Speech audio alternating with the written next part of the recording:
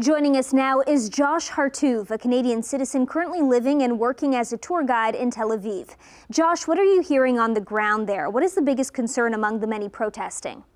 On the ground, I've been a number of times to different protests with my wife, with my kids, on my own, to a number of different protests. And for each one, there's different levels of whether it's a bit of a stressful vibe where people are trying to make a change but don't know if it's actually going to happen.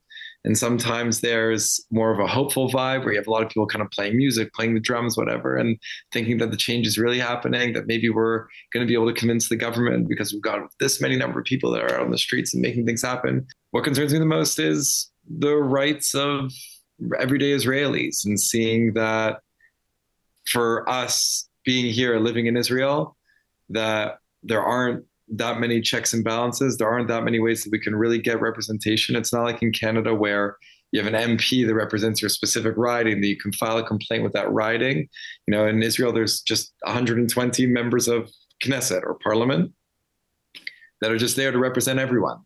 And when you have a majority, there's never a majority one party in government the way that there can be in Canada, that there often is in Canada. In Israel, it's usually a coalition of a number of different parties. And generally, there's broad consensus because there's a number of different parties. There's broad consensus about where the country should go. And right now, the consensus is only on one side of the political spectrum. And it's only driving towards the interests of that one side of the political spectrum. How do you see this playing out? Do you think the Prime Minister will bow to the pressure, or do you think his plan will go through? That's the real question. I don't think that Prime Minister Netanyahu ever, in a way, backs down. He's someone who's incredibly brilliant and incredibly smart, and incredibly articulate, and he knows that this is going to be a stain on his legacy as the longest-serving prime minister in Israel's history, and not just a stain, the stain on his legacy as prime minister.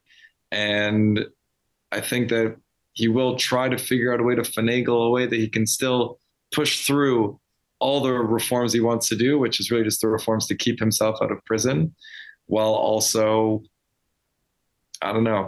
figuring out a way to make people riot or revolt, to protest less. If his judicial plan moves ahead, what does this mean for democracy in Israel, and how do you think the public will react? Well, we've seen how the public is reacting. This is, 5%, sometimes 6 or 7% of the population out on the streets every single week, 12 weeks in a row. And if the reforms pass, then it's going to keep on happening. This past week was a really intense week where all of the labor unions, the most important labor union in Israel, basically went on strike for half a day and threatened to go on strike for the next day, which shuts down everything, shuts down the airports, shuts down hospitals, shuts down schools. Like, the country just, in a way, came to a halt. And that's really the thing that kind of pushed this pause in the judicial reform in the first place. Do I think that things will intensify? I don't know how much more intense it can get. Thanks so much for joining us, Josh. No problem.